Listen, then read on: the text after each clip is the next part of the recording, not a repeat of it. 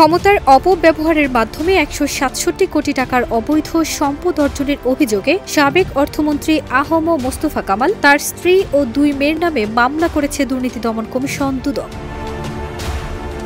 ১৩ ফেব্রুয়ারি দুদকের কার্যালয়ে এক ব্রিফিংয়ে বিষয়টি জানিয়েছেন দুদক মহাপরিচালক আক্তার হোসেন।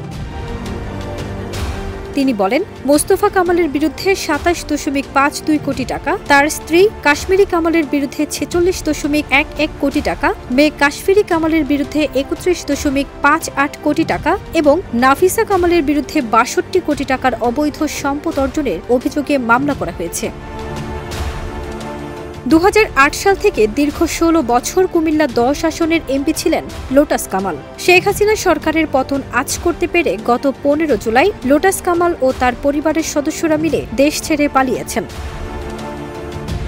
ফারজানা নিকিতা, দেশ রূপান্তর।